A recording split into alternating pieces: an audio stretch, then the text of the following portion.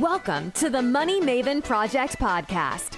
If you're here to learn how to obtain freedom over your time and money through real estate investing, you're in the right place. Create the life you want by living with intention and becoming a Maven in mindset, money, and real estate.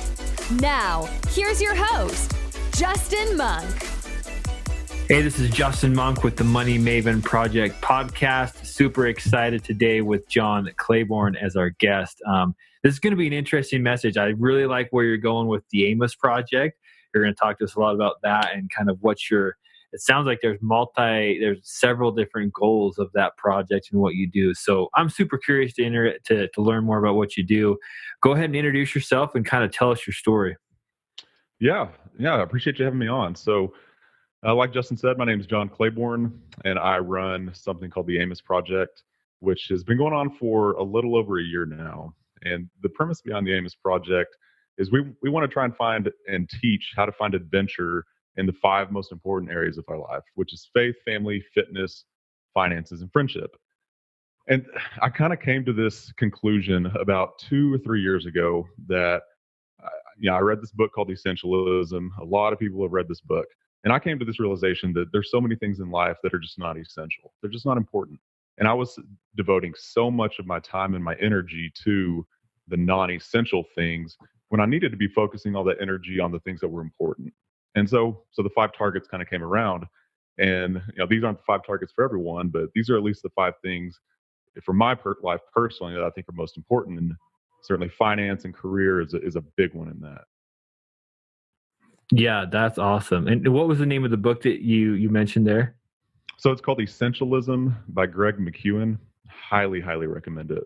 Yeah, I want to make sure I put that in the show notes, Essentialism. So these 5 areas. So you read the book, so what changes did you make when you kind of started this project? What adjustments, what were you seeing in your life that you didn't like and didn't fit what you wanted to have? And what adjustments in your personal life did you make? Yeah, sure. So I read that book in combination with 2 others. So Start With Why and then The Art of Work. And the combination of those 3 books, whenever I read these, I wasn't in a great place. I was married. I think we had 1 kid at the time. And my thing was just comparison. I was just comparing myself to everybody. I'm behind. My bank account's not as big as a lot of my friends. I don't have the titles that a lot of my friends have. And it was just wearing on me, just dragging me down. And I couldn't figure out why that was. And then I finally discovered that the why behind why I was doing what I was doing was completely off kilter. It was completely off base from what I truly wanted in life. I did this Dream Adventurously project where I asked myself 10 questions, things like, where do you want to live when I'm 60? Who do I want to be with? What does my day-to-day look like? All of it was surrounded by money. It was all motivated. I want to have money so I can do these things. And I got to this realization that money's going to fail me if I make it, my idol. If that's all I'm going after, it's going to fail me all the time. And so I had to get to this point where my why was different, where I had to figure out, why do I want to make this amount of money in a particular year? Is it so that my friends view me a certain way? Is it so that I can have this car, this house? And that's not what it's about. And it took me several years to actually learn that. And so that was kind of the catalyst for this shift that occurred in me of, I'm going to start asking myself why I do everything that I do. Why do I go to church where I go to church? Why did I marry my spouse? Why are we raising our kids a certain way? Why are we investing our money? If those whys are not what we want and what we truly feel can lead us into the future, then it's going to be completely empty. So after reading those 3 books and then having a lot of discussions over several months with a lot of people, I came to this conclusion that this just isn't working, and I've got to change. I got to change a bunch of things in my life, and it starts with why am I doing certain things? Yeah. So did you find that the time you were spending in your career or the time you were spending with family, like what adjustments did you make as far as how you allocated time? Yeah. So I looked at the things that bring me joy in life. And this was actually a big epiphany. And when I was in the grocery store, I was trying to figure out, what do I want to eat this week? And I had this choice of, I could buy this pizza or I could buy this green healthy food. And I thought, this pizza, it's going to taste really, really good for about 10 minutes. And then I'm going to regret it. this is going to suck joy out of me. And so, but the first thing I did was I looked for all these things that were just sucking the life out of me. So another thing was tobacco. I'd been doing tobacco for 7 or 8 years. Mm-hmm. And, again, 10, 15 minutes is fantastic. But then the other 23 hours, 45 minutes of the day, like, this is an addiction that I can't get over. Mm-hmm. And so I decided, you know what, I'm going to stop doing tobacco. And so that was really the first thing of figuring out the things that just sucked the life completely out of me, and replace those things with the things that actually brought me joy in life. So what tips do you give somebody that's currently, like you said, not in a good place? They feel like their life is out of balance, and they're not necessarily happy with where they're headed and where they're allocating their resources and time. What tips do you have for somebody that's trying to figure their way out of that? Mm-hmm. Yeah, one of my favorite quotes is, you can't really change the circumstances around you, but you can change how you handle your circumstances and how you react to them and your attitude. So the first thing would be, check your own attitude. If things in your life are not going well, find out why that is. If you're in a job that you don't like, and you get there at 9 o'clock, you leave at 5 o'clock with a 1 hour lunch break, and you don't want that life, figure out how to get rid of that. It's so much easier said than done. Hey, just go start your own business. 2 years later, maybe you'll have a profit. But understand that those things that are out of your control are out of your control. You can't do anything about those. But the things that are in your control, you do have control over how you react to those. And so take a step back, look at your work, your family life, look at your fitness, essentially look at your friendships and all the 5 targets, and understand these are the things that are not working. Reverse engineer, here's where I want to go, and then figure out how to get there. So that may not necessarily be that practical, but for me, that's what I had to do. I had to get to the point where I looked at all the things that just weren't working. Why am I so miserable in my job? And figure out what that was. And a lot of it was just inside of me. I didn't have the right why and the right purpose behind why I was doing my work. It was all for one thing. It was all for that paycheck. And when you change that, when you shift that mindset from just getting your paycheck to actually doing quality work that's honoring to your bosses, it's honoring to your clients or whomever, your investors, then it changes your attitude. And then when you have an attitude shift that you spend 8 hours a day in, then it trickles into the rest of your life, the rest of your personal life. Yeah, no, I like that. And I think that for whatever reason, we tend to feel like the normal pattern in the world or in general is we get a job, we pick a career, and then we build our life around that path, right? Around that job and that career and the time that it requires of us. And recently, I've kind of had the idea, I'm like, well, why are we doing it that way? We should pick the life that we want and the things that we want to be able to accomplish and do in our life, and the important things, where we want to focus. And then we should design our work or our career around that life, right? And they should be conducive and mutually beneficial one with another, symbiotic, I guess, right? So, but it seems like they're so often in conflict with each other, because I think we need to start with the end in mind. This is the life I want. This is the time I want to be able to spend with family.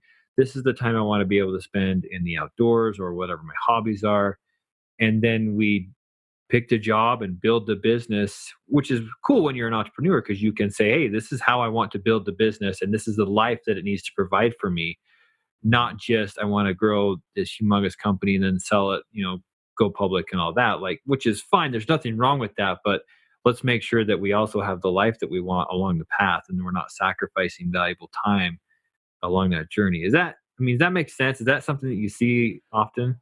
Yeah. So there's 2 guys, actually there's 3 guys that I consider them my virtual mentors, quote unquote. I've never met any of them. I hope to have them on my podcast one day, but I follow everything they do on Instagram. And it's not like I worship these guys or anything, but they're Rich Roll, Steve Weatherford, and Jesse Itzler are 3 guys that I think do this perfectly, where you can't tell when they're working. You can't tell what they're working on because their personal life is so blended with their work life that you can't tell the difference.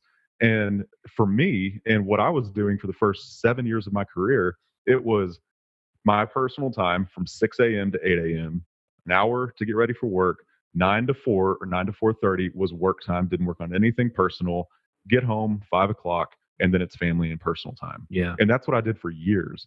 Yeah. That is not the way that I would recommend doing it. Now, some people you just don't have a choice, and that was my kind of my situation until I figured this whole thing out.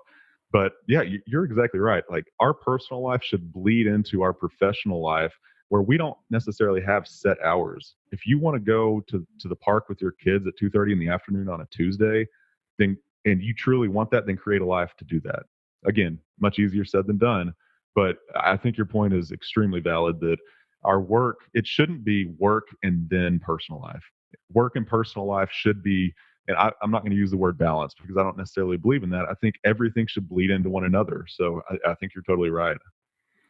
Yeah. I do think that, I think some people are served a hand of cards that are a little bit more difficult to create this scenario than others. I will say that, I've definitely been truly blessed with the opportunities that I've been blessed with, and that may be different for somebody else. But I do believe that no matter the circumstances, there is a way to improve the situation, and there's a way to get closer to that ideal life, or the life that you want to design for yourself. And it may be harder for some than others, and I totally get that. Mm-hmm. But I just feel like I don't feel like there's ever a scenario where we are just totally helpless and we have to do this thing, have to do this career forever, right? There may be years where there is no choice, but with smart, with financial education and general education, I think there's a ton of changes and progress that we can make to change our situation. So Lee, with that, tell me more about how real estate and some of your career choices has made it easier to live the life that you want and that you've designed. Yeah, sure. Yeah, and so our family, we're at the beginning stages of this whole deal. So I'm 34, wife is 35, we've got 3 young kids. So we're just getting started in this thing. But real estate has always been interesting to me, and I didn't buy my first property until I was I was 28. Didn't start our real estate investing company till I was 28. And the whole reason why we started it up was we wanted to get into one particular deal where you had to come up with $500,000. And when you're 28 in Lubbock, Texas, very, very few people have $500,000 they can put into a deal. And I certainly was not one of those. And so we created this company called Caddis Investment Group, named after the fly fishing fly, the caddis fly. And we just started, and we decided to go raise a little bit of money, which we had to raise everything because we didn't have any money ourselves. Raised it all, and we got into this deal, and we decided there's a business model here. And so we founded this business model. The why on the very first day we started the company was so we could get in this one particular multifamily deal. But over the course of the last 5 years, we'll turn 5 in February. We've kind of structured our why as we want to leave a legacy for our kids and for our family. This is not money that we're going to use to go upgrade our house or anything. This is money that we're going to let continue to turn over and turn over and turn over for the next however many decades. And we want to leave a legacy for our kids. And that's why we're doing it. And so real estate, it's what I understand. I don't really understand the stock market. I sure as heck don't understand oil and gas. And I'm not even going to get you started on crypto because I don't even know how to spell it. Yeah. Real estate is what I understand. And there's so many resources out there like Bigger Pockets, which I'm sure you're familiar with. And I've read the 3 books that I can see on your bookshelf. I've read all 3 of those books. And it's just it's not easy to get started. It's so easy to get enough information to know how to get started. Yeah. And so, yeah, real estate really is the catalyst for our future. And without real estate, we're not going to be able to live the future that we really want to desire and experience, because I just don't know any other way to get there. Yeah. So what are the strengths of real estate that separate it from the other things that you mentioned there? Why is real estate the one? Well, so there's four. There might be a fifth factor. I know for a fact that there's four factors with particularly single family, and you could probably do this on multifamily as well. But yeah, I know you're interested in the BRRRR method, and I've done that a few times.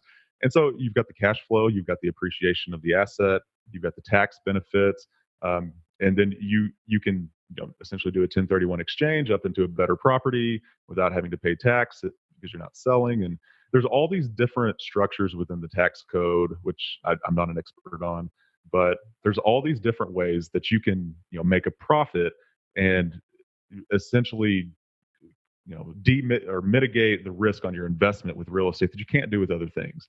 And you have a lot more control over the real estate than say you investing in a startup.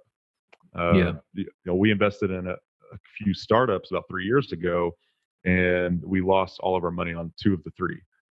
The other one did decent, so we doubled our money in 3 years. But the other two went completely bankrupt, and we had zero control over that. So I think real estate gives you a lot more control over what you can do. The tax code is very, very intriguing for a real estate investor. It makes it ideal to be a real estate investor. And frankly, I think it's a lot easier to understand than some of these other markets that you can get into and potentially make more money, but you're also risking a whole lot more in some of these markets. Yeah. And then the fact that you can leverage, right? I mean, you're able to leverage, like in your example, I don't know what the deal was like, but you raised $500,000, and I'm sure it was a multi-million-dollar deal. If you want multi-million-dollars worth of stock, you have to have multi-million-dollars, right? Exactly. You can't go get a loan for $500,000 and buy $4 million in stock. It doesn't work like that. At least not that I know of. Somebody should teach me that if that's available. But the leverage allows you to basically lift more than you're capable of, right? I mean, that's the idea, and that's so strong. It's so powerful on the real estate side. So. I'm with you. I think real estate, especially because it can become fairly passive, right? Unless you're wanting to own 10,000 units and grow this huge company and have tons of employees, which is not really my goal. I want it to be more passive, fewer levels, fewer employees, but be able to have enough passive income that I can go on a 30-day camping trip and come back more wealthy than when I left, but not having worked for 30 days. Like that is so intriguing to me. Getting away from of just exchanging time for money. And that's why I love real estate and the power of real estate, because I believe it allows us to, like you said, I mean, figure out in these 5 areas how to have adventure in life, and in those 5 areas, or the areas that we deem the most valuable. And if that's whatever, man, it could be drilling wells in Africa for villages that don't have water. If that's your thing and you got a bunch of real estate back home that's paying the bills and funding that project, that's awesome. You can't do that. Not that I know, if you've got to go to work 9 to 5 days a week. It's more difficult. Yeah. And that's what I love about real estate, the freedom that it can provide. Right. Yeah. So I'll give you a real life example. So the worst thing that ever happened to me from a single family model was my very first deal I ever did. It was a home run that we just sold off last year. No, we just sold it off this year. It was the most ridiculous deal. So we bought a house for 50, and we were going to put, the budget was to put 20 into it. And we were going to do the BRRRR method, go to the bank, get the loan and all that. So I was expecting, okay, it's going to appraise about 90. We'll get all of our money back out that we put into it, and we'll break even just on the first renovation. Yeah. Well, we go to the bank, it appraises at 105. We get 88,000 back because they want 85% as opposed to 80. So we made $18,000 on that first deal, quote unquote made. We still had a loan of that 85 or 88, whatever it was. Yeah. But we didn't put any of our own personal money into it. And then we got an additional 18,000 out. And then when we sold the property this year, we ended up, doubling our money in about 2 years. Actually, we didn't double our money. If you can include all like the repairs, we had a $4,500 plumbing bill and all that, then it's doubling your money. But from the initial investment standpoint, it was an infinite return because we didn't put our own money into it. Exactly. And you can't do that in the stock market. As far as I know, you can't do that in oil and gas. Maybe there's a way, like you said, but real estate, it just offers you the ability to, one, get that passive income, but two, make money where there is no money. I mean, we had zero money into that deal, and then we sold it. And so that's the thing that I love about real estate. And the reason why I say it was the worst deal ever was because that set my expectations. Every deal is going to be like this. Well, deal number 2 was not like that. It was the exact opposite. But yeah, mostly it's the first deal for people, but for you it was the second one, huh? Right. Yep. Yeah. Well, we all have those lessons, man. Yep. No, that's what I love about real estate is it's where the term make money actually applies. Mm-hmm. Because when you get that forced appreciation by taking that property, rehabbing it, getting the ARV, the appraisal that's up there, and all of a sudden this money just appears out of nowhere, this value, you actually make this money, this value. Everywhere else, you're just exchanging, right? You gave somebody some time, they had some money in their account and they gave it to you. But here we're making money out of thin air, which is so powerful to me. And that's always been intriguing on the real estate side. Yeah, that's a great example. That's a great example of this power of real estate. So somebody that's trying to get into real estate, you're just getting started. What are some tips that you have for them? Yeah, number one, I would say find a mentor that's done what you want to do. I think I didn't do that, and I fortunately have 3 realtors in my immediate family that all helped me kind of figure out the lay of the land. But I would say number 1 is find a mentor, and number 2, I would say research, but not and understand your numbers, but not to the point where you are striving for perfection. Because everyone's heard of analysis paralysis, and you can analyze until you know every little nook and cranny of a real estate deal, but you're never going to get started if you don't. So I would say research and know your numbers, but don't know them so well that it's going to prevent you from doing a deal. Well, I want to cash flow $200 a month. It only gives me $198. I'm going to pass on this deal. Maybe that's not necessarily the way to do it, but I would say definitely find a mentor first to kind of walk you through those situations where they're like, well, have you thought about this? Maybe you should think about that. Those are the 2 things that I didn't do. I studied for 2 years before we ever bought our first property. So yeah, you and me both, man. Yeah, and then I learned so much that I was talking myself out of deals because I was expecting these perfect scenarios, and there really isn't. And good investors are able to identify the ones that are close and doable, and get and make them into deals. And I found that I was talking myself out of stuff just because, it's got this little booger on it, so I'm out of here. It's a little more rehab than I thought, and so I was bailing. And so I walked away from a lot of deals that I probably should have grabbed. Whereas if I would have had a mentor, they'd have been like, "No, man, like, yeah, it's a little unknown here, or it's a little more than we thought here, but it's still a deal. Like, it's still a deal. There's no perfect real estate deal. Let's just be honest. And none of them go perfectly as planned. At least none of mine have yet. And I think that's why having that mentor to kind of watch you and just make sure you don't make any big mistakes. But that way you they're kind of belaying you off a cliff. Like, I don't know if you guys are familiar with rock climbing. I don't rock climb, but I kind of know how it works, right? You've got somebody that's belaying you. And so if you fall, they can check you, right? They can tighten the rope. You're going to fall a certain amount and then you're safe. That's what a mentor is doing for you. That way you can risk. You can take risk. You can climb up that wall. But if you fall or you're going to make a mistake, they're able to say, whoa, no, that's just a little bit too much risk, or that's too much here, or whatever. Too much unknown. Let's walk away, or let's just keep pushing you on and encourage you on. I think that's a perfect, and that's one thing I did not do. I mean, I asked questions, but I never, if I would have just grabbed onto a mentor, even paid the fees if there was fees, but had somebody, I would have cut months, if not a year, off of my progress, and it'd probably be in a different place right now as far as down the road. So that's a great tip for sure. Yeah, well, it's kind of like the father-son scenario. You got your when you're a 5-year-old and your dad's right there. He's going to catch you. You're willing to climb anything. and you're willing to climb the tallest tree because you know your dad's going to catch you. And what I would add to that question is get a mentor in order to become a mentor. Whenever you 30 years down the road, when you're 55, 60 years old and you've got 100 units or 1,000, whatever your goal is, give that knowledge to somebody else. Don't just take it with you. And so now I'm 34 and I've got a 4-year-old daughter.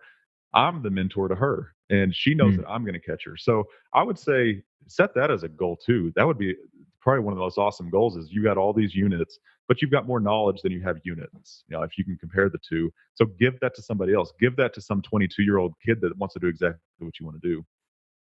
Yeah, I don't know if it's the same in all industries and all investment strategies, but I feel like more than anywhere in the real estate world, in this network, in this the people that are in this network, there's more of that mentoring, right? Everybody needs a mentor, and everybody can be a mentor.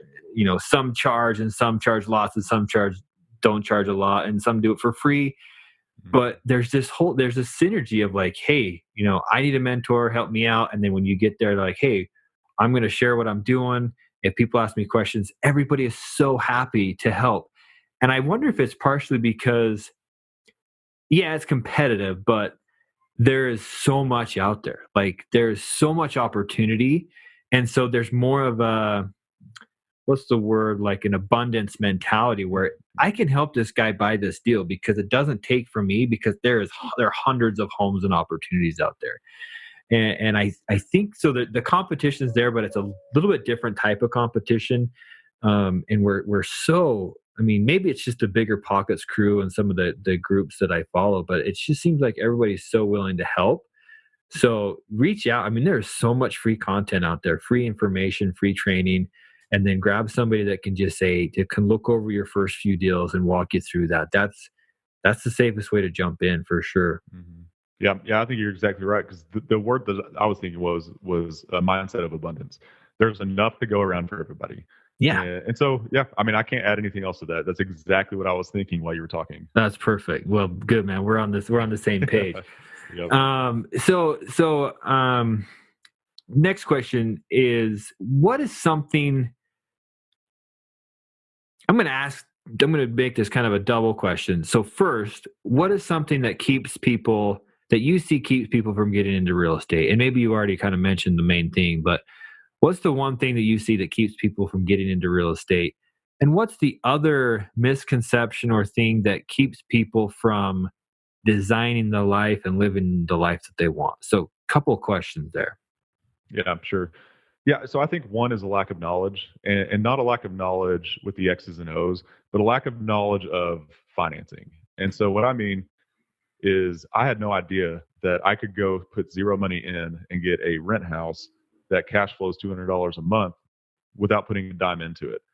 Personally, I had no idea that was out there. The ARV loans, 80-85%, whatever your bank loans, I didn't know that was a thing. And so I just decided, I want to get a property. I'll talk to my brother-in-law. He's a realtor. And he said, yeah, go to this bank. They do 85% of ARV. I was like, what the heck is an ARV? I think, isn't it an ATV? And he was like, no, here's how you do it. You just walk into your bank. You'll go through a ton of financials, and they will give you a value based on the after repair cost, or they'll give you a number based on the after repair value. I had no idea that existed. Is that something that I could just look up online of, how to buy a real estate deal without any money? Yes, it is. I could have looked that up. And so I think it's just a lack of knowledge. And I think, fear is a big one. People are just scared to dive in because you're putting something at risk.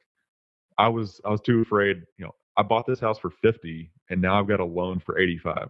That makes zero sense to me. And I was scared. And he walked me through everything. He's like, it's going to be fine. If you sell it, you can sell it for 100, yada, yada. Yeah. So I think a lack of knowledge and a fear is what keeps people from diving in. Yeah. Good. And then on the life, like on designing the life and living the life they want, what's the obstacles there? Yeah, that one's tougher, because that one's a much deeper conversation for me, because 5 years ago I just started scratching the surface of trying to figure this thing out, and I don't have all the answers. We're just trying to figure out where we want our lives to go. But really, I discovered my you can say my why, whatever you want to call it, through reading books. I don't think people are consuming the right content. You're scrolling Facebook, Twitter, Instagram. You're posing in on the beach. If maybe if you're a male, you're posing on the beach, but you're doing all these things for you that are looking at you from an outward appearance. Look at me. I'm doing all these cool things. Took the introspective route, and I was like, what is missing inside of me? What is this mindset? Where's this heart that is just struggling right now? And so I think by reading books and listening to the right content and watching stuff on YouTube that is actually going to improve your life rather than let people into your world just from a very selfish point of view, I think that's a huge thing. That's obstacle number one of just not flat out reading enough, not consuming the right content. Yeah. But obstacle number two is not getting the right people around you to be honest and truthful about who you are. Because I was too afraid to ask the hard questions. I didn't want to ask people, what are the things that you see in me that are both good and bad? I want to know what are the areas that I struggle in, but I also want to know what do I excel in? What do you see as, that one thing that I can do that nobody else can do? I was too afraid to ask those questions. And so I think the second thing is just not getting the right people around you to encourage you, but also to set you straight when you're kind of being an idiot. Yeah, no, I think that's a big part of it is the content that people are consuming on a regular basis brings little value into their life. And I'm not saying that everything on Netflix and everything on television is garbage, but most of it, like a lot of it, there's not a lot. I know there's good documentaries and there's cool educational stuff on Netflix and whatnot, but and Instagram. I learn a lot from Instagram. I get a lot of motivation from the people I follow on Instagram. And so, but in general, yeah, people aren't consuming the right content, and so they're misled or they don't have the education. They don't even know that the path exists. Like they don't know that you can buy a house for 50 grand and turn around and sell it for 90 or 100. Like I tell people all the time, I'm buying houses for $45,000 and $50,000, and they're like, "You're what?" Because we live in a market where the crappiest house is like $100K, and so I'm in different markets buying houses for $45K, and they're like, "What is going on?" And I explained to them what I do with the BRRRR method, and they're like, their mind explodes because they've never sought out a different pathway than what's been taught them. Go to college, get a career, go to 9 to 5. Nothing wrong with that. But if you're not planning and prepping and getting other sources of income, that can be a dead end. So yeah, you're right. People just aren't learning and they don't know that the options are out there, and so they can't even make the choice there. So that's a good point. Yeah. And I think we're scared. I think we're scared to try because I don't think we're necessarily afraid of failing. I think we're afraid of being labeled as a failure. And so we come up with all these excuses. So how could, okay, for example, I'm sure if you put on a message board, I just bought this house for 45, put 25 into it, it's now worth 90. Someone's going to say, well, I can't do that in my market. No, you can't. That's just an excuse though. And so you go to somebody else and you're like, why are you've been in this job for 10 years. You've been miserable the entire time. Why don't you just quit? Well, because they offer great benefits.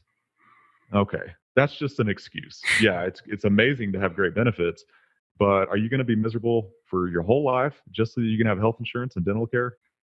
I don't know. Right. So I think we just think of a lot of excuses of why not to even start. Yeah.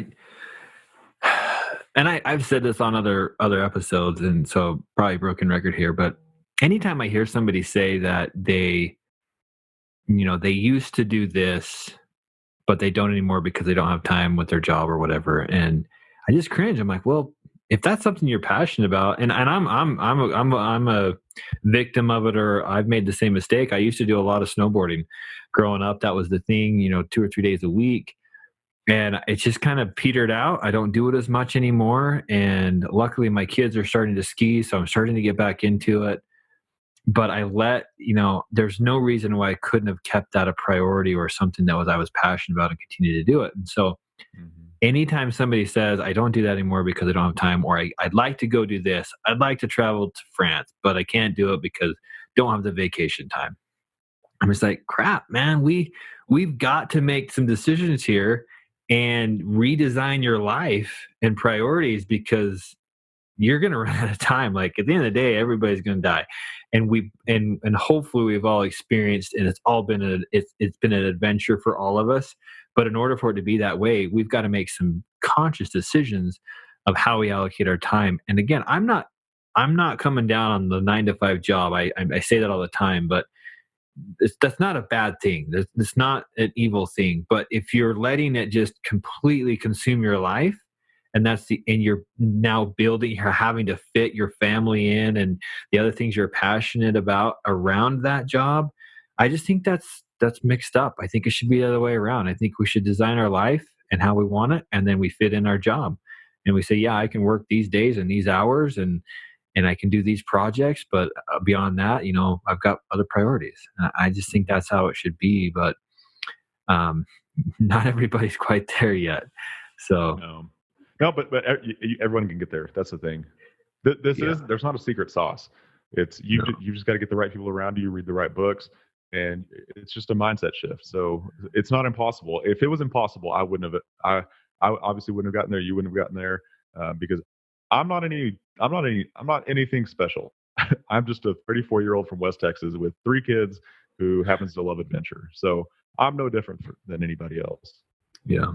No, I agree. And I think it's just been, this is totally my theory, but it's just been ingrained in us in society for so long, because back in the day, I mean, early Americans, right? Or, early settlers, if they didn't go out and work from sun up to sundown, it was life or death. Right. If you didn't go out and milk the cow and plant the grain and harvest the grain and all this stuff, you didn't feed your family through the winter. And I sometimes still feel like we're acting like that. Like, if I don't go to my 9 to 5, I'm going to die. Or if I don't get this say that again. Well, I was going to say, if I leave at 4:59, I'm going to get fired. Yeah, I know. And I catch myself all the time. And thank goodness there was a time in my life where I was a basket case, so stressed out, and just a lot of stuff going on. I'm the director of sales for a solar installation company. So I run a sales team, and I'm a part owner in a company. So we've started this company 10 years ago. Anyway, it's just been this whole journey. It's been awesome. But there was a time where I was like, I freaking am like on the edge of an anxiety panic attack. And I'm like, this is messed up. And I finally just started telling myself, I'm like, it's not life or death. Like, if I totally screw this up and the company fails, I can go get a job somewhere else. It's not life or death, but sometimes the level of stress and anxiety and just emotional damage that we sometimes cause is because we think it's life or death. And guys, it's not anymore. Like, if you don't milk, back in the day, if you didn't milk the cow, you didn't have butter. But here, if you fail, or if you don't quite get it done on time or whatever, like, it's not life or death. And there probably are consequences. But worst case scenario, you lose your job and you find another one, and maybe you find another one that's better for you. Like, I just feel like we sometimes just treat things with the less important things with the most importance. And I think that's messed up. I think we have to get right on our priorities. Leave your job at 3:15 and go to your daughter's play at school. Like, that is what you should be stressed out about. How do I get to my daughter's thing, and how do I be the best dad I can be, and whatever. I just think that's where the true, I think, happiness and fulfillment is in life, is when we're living the life that we want, and we're fulfilling, our purpose and what we want to do. So you got to just remind yourself, it's not life or death. If this real estate deal blows up in my face, it's not life or death, or whatever. If I have to call a plumber about a toilet in my rental property, it's not life or death. Like, sometimes we just overthink these things, and you just have to treat it. You have to put it on the priority level where it belongs. And sometimes we have that out of place. Sorry, I'm ranting now, but that's just kind of the thoughts that have been on my mind lately. Yeah. No, one of my favorite quotes, I don't even know who said it, but he said, "Don't worry. If whatever you think is the worst case scenario happens to you, the sun is going to come up the next day. And if it doesn't, you're not going to care because you're going to be dead."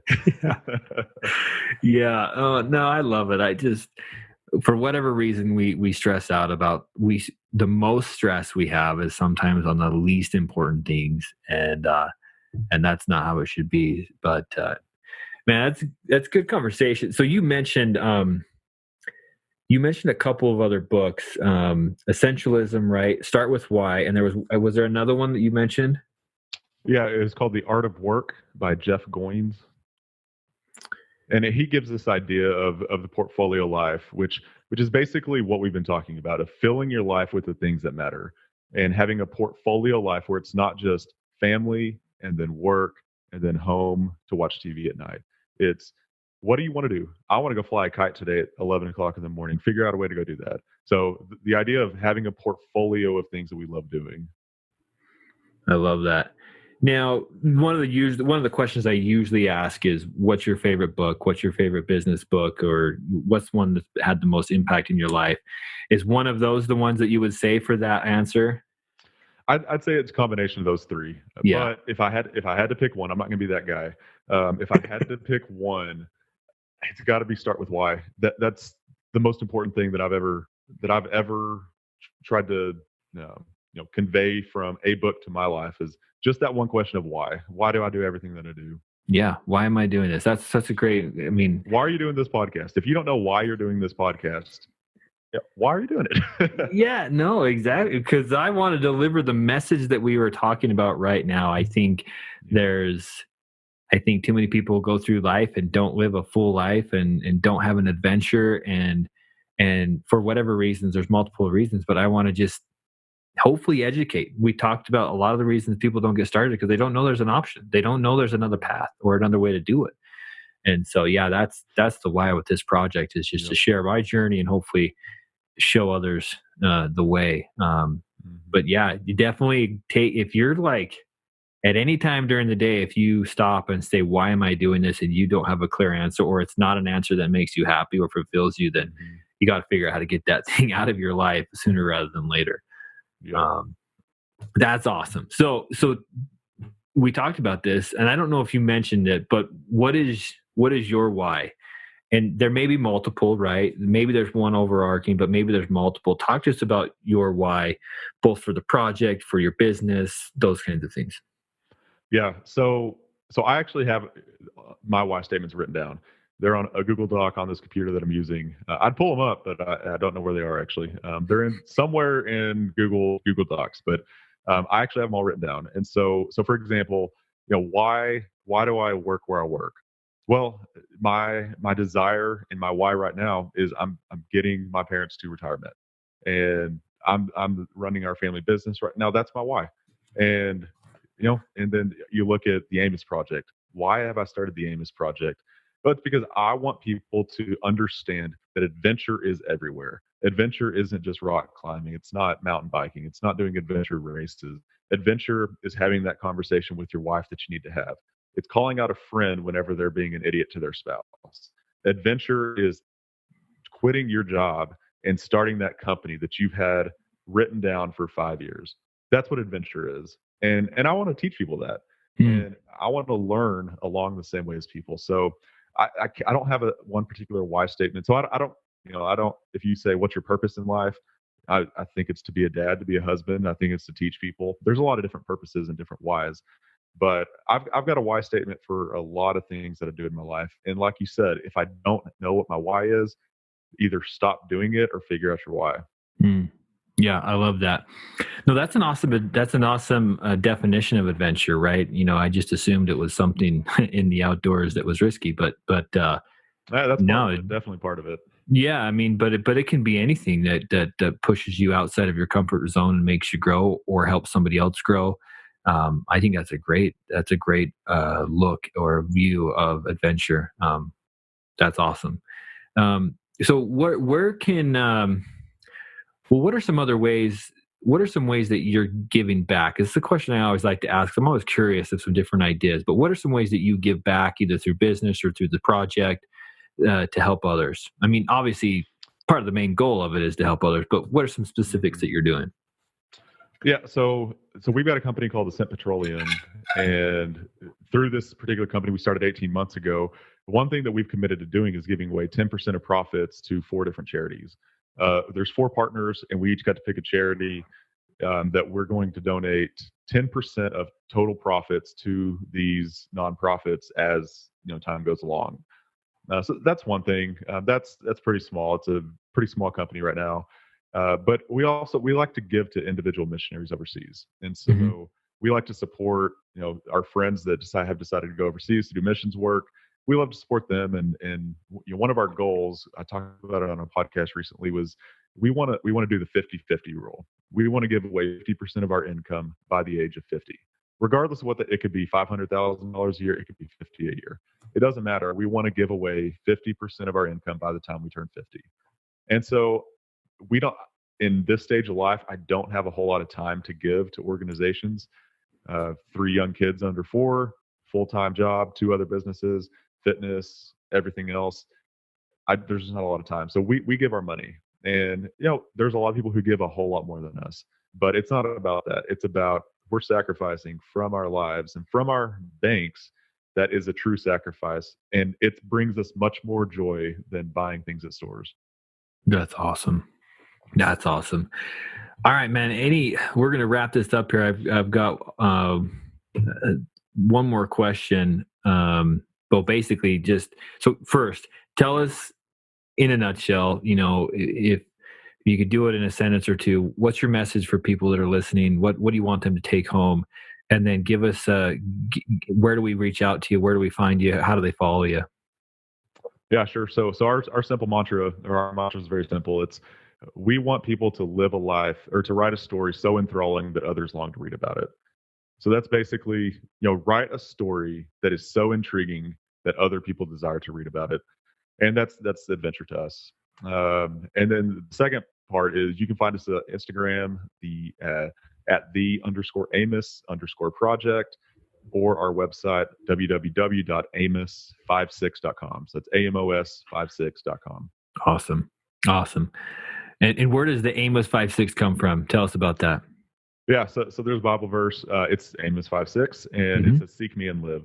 And if you were to say, "Oh, okay, well, what does that mean?" I know the meaning of it. It has nothing to do with adventure. In fact, it's pretty dark.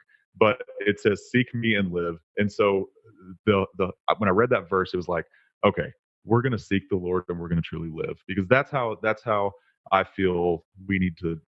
That's how we need to find adventure and experience life through God's eyes for us and who we are in His eyes. And so seek me and live. That's the verse, and it just screamed adventure to me. And then when I actually went back and did all the research, it's like, okay, not quite adventure, more death, but yeah, we'll just call it adventure for now. No, I love that. That's awesome. Well, thanks, man. I appreciate you being on. This has been a super good conversation, right in line with kind of the message that the project's trying to deliver. And hopefully people have found some value in it. If you guys have questions or want to chat more with John, I'll have all his links there in the comments, in the notes of the episode here. And man, John, thanks for your time, man. This is awesome, and hopefully we'll run into each other again. Yeah, I appreciate you asking me to be on the podcast, and I'll return the favor. I'll ask you to be on ours. I think you got a lot to tell our listeners as well. That'd be great, man. I appreciate it. Enjoy the rest of your day, man. All right, you too. Have a good one. Thanks for listening to the Money Maven Project podcast. A true Maven shares knowledge with others, so be sure to share this podcast and leave a review. Thanks so much, and until next time, live life with intention.